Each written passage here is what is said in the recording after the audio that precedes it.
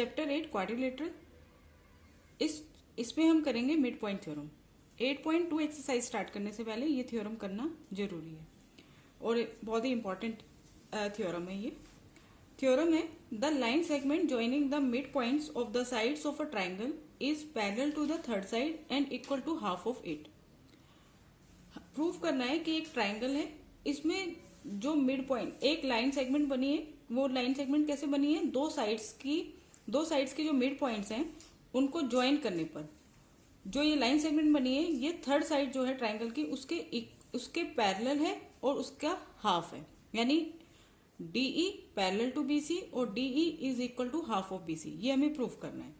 तो गिवन है ABC एक ट्राइंगल है, इस ट्राइंगल में D और E मिड पॉइंट्स हैं AB और AC साइड्स के। AB साइड्स का मिड पॉइंट है D और AE साइड का मिड पॉइंट है E। और प्रूफ करना है, इस थ्योरम में जो हमें चीज प्रूफ करनी है वो है DE मिड पॉइंट को ज्वाइन करने पर जो लाइन सेगमेंट बनी है वो थर्ड साइड जो है ट्राइंगल की उसके पैरेलल है, DE parallel BC and equal to half of it, DE is equal to half of BC। ये दो चीजें हमें प्रूफ करनी है। हम इसमें कंस्ट्रक्शन करेंगे, हमें सिर्फ एक ये ट्राइंगल गिवन था, ठीक है, और DE मिड पॉइंट्स थे, हमने इसको ज्वाइन कर दिया था। तो कंस्ट्रक्शन क्या है, हमने DE को एक्सटेंड किया, ये DE जो है इसको एक्सटेंड किया F पॉइंट तक, और इस तरह से किया कि DE और EF ये दोनों इक्वल है, DE और EF इक्वल रहे, इस तरह से एक्सटेंड किया है। तो कंस्ट्रक्शन में लिखा extend DE up to F such that DE is equal to EF। ठीक है, अब देखिए अब आगे DAB का मिड पॉइंट है, तो इसका मतलब है AD और DB दोनों पार्ट्स इक्वल हैं। E जो है मिड पॉइंट है AC पर, तो AE और EC इक्वल है। DE को हमने एक्सटेंड किया है F पॉइंट तक और इस तरह से किया है कि DE और EF ये दोनों भी इक्वल हैं। ठीक है, अब हम स्टार्ट करते हैं प्रूफ। सबसे पहले हमने ये दोनों ट्रायंगल लिए, एक ट्रायंगल ADE और एक triangle CFE। In triangle AED and triangle CFE,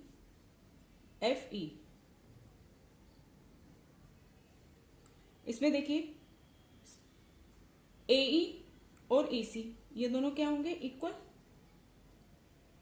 AE is equal to CE। Reason क्या लिखेंगे, क्योंकि E जो है E इज मिड पॉइंट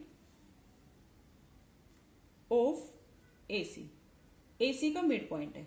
ठीक है, तो मिड पॉइंट जो होता है E अगर AC का मिड पॉइंट है तो AE और EC पार्ट जो है वो दोनों इक्वल है। सेकंड, ये वाला एंगल और ये वाला एंगल ये दोनों क्या है, वर्टिकली अपोजिट एंगल।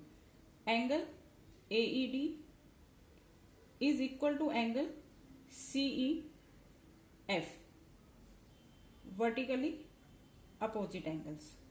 ठीक है, अब third, DE is equal to FE, BE is equal to FE। इसका रीजन लिखेंगे आप बाय कंस्ट्रक्शन, हमने कंस्ट्रक्शन इस तरह से करी थी। ठीक है, बाय कंस्ट्रक्शन। अब देखिए तीन रीजन मिल गए, तो ट्राइंगल AED कॉन्ग्रेंट है ट्राइंगल CFE के, ये दोनों ट्राइंगल कॉन्ग्रेंट हो गए। रूल्स देख लेते हैं, कौन से रूल से। देखिए साइड है, फिर एंगल है, फिर साइड है, ये वाली साइड इसके इक्वल, ये वाला एंगल इसके इक्वल, फिर ये वाली साइड इसके इक्वल। एंगल ये दो साइड्स हैं और इनके बीच में एंगल है, तो by side angle side rule, SAS rule. SAS rule से ये दोनों ट्राइंगल कॉन्ग्रेंट हो गए। अब हमारे पास क्या चीज आई, angle DAE is equal to angle FCE, ये वाला एंगल और ये वाला एंगल, ये दोनों इक्वल हो गए। और second AD is equal to CF, AD is equal to CF, ये दोनों चीजें हमें मिल गई बाय CPCT। ठीक है, जो ट्रायंगल्स हमने कॉन्ग्रेंट दिखा दिए थे उनके ही ये पार्ट्स हैं, कॉरेस्पॉन्डिंग पार्ट्स हैं, तो ये दोनों इक्वल हो गए, ये वाला एंगल इसके इक्वल और सेकंड AD और CF इक्वल। ठीक है, अब देखिए आप ये और ये एंगल कौन से एंगल बन रहे हैं, ये दो लाइंस हो गई, ये एक ट्रांसवर्सल है। ठीक है, AB और CF लाइंस है, दो लाइंस जा रही है, इनके बीच में ये एक ट्रांसवर्सल है, तो और ये एंगल हमारे इक्वल है। तो ये कौन से एंगल्स हैं, angle DAE and angle FCE are alternate angles, alternate interior angles, ये फॉर्म कर रहे हैं alternate interior angles and are equal, और ये दोनों क्या है, इक्वल है। अगर ऑल्टरनेट इंटीरियर एंगल्स इक्वल हैं तो इसका मतलब ये और ये लाइन क्या हो गई, पैरेलल हो गई। ठीक है, ये और ये लाइन क्या हो गई, पैरेलल हो गई। इन दोनों में ये एक ट्रांसवर्सल था, ये वाला एंगल और ये वाला एंगल क्या है, ऑल्टरनेट है, ऑल्टरनेट एंगल्स इक्वल हैं, तो हम लिख सकते हैं AD पैरेलल CF और AD is equal to CF, AD parallel CF और AD is equal to CF। अब आगे देखिए, AD को हम रिप्लेस कर सकते हैं DB से। ठीक है, क्योंकि AD और DB क्या है, दोनों इक्वल है, क्योंकि D जो है AB का मिड पॉइंट है, तो AD की जगह मैंने लिख दिया DB, DB पैरेलल CF। अगर AD CF के पैरेलल है तो DB भी CF के पैरेलल होंगे, क्योंकि ये दोनों क्या है, इक्वल्स है। तो DB पैरेलल CF और DB is equal to CF। ठीक है, अब देखो DB और CF ये दोनों इक्वल भी है, पैरेलल भी है। कोई भी पैरेललोग्राम, सॉरी कोई भी क्वाड्रिलेटरल जिसमें कोई भी एक pair, one pair of opposite side equal भी है और पैरेलल भी है, तो वो बन जाता है पैरेललोग्राम। इसलिए DB parallel CF and DB equal to CF, इसलिए हम कह सकते हैं DB CF is a parallelogram. तो ये पैरेललोग्राम बन गया। ठीक है, अब देखिए ये पैरेललोग्राम है, अगर DBCF पैरेललोग्राम है तो इसमें DF और BC क्या होंगे, इक्वल भी होंगे और पैरेलल भी होंगे। DF is equal to BC and DF is parallel to BC। Opposite sides of parallelogram equal भी होती हैं और पैरेलल भी होती हैं। अब देखिए DF जो है, हम कैसे था, DE और EF दोनों इक्वल पार्ट्स थे, हमने कंस्ट्रक्शन ऐसे करी थी, DE और EF इक्वल पार्ट थे। तो हम क्या लिख सकते हैं, DF क्या है, DF is equal to twice DE।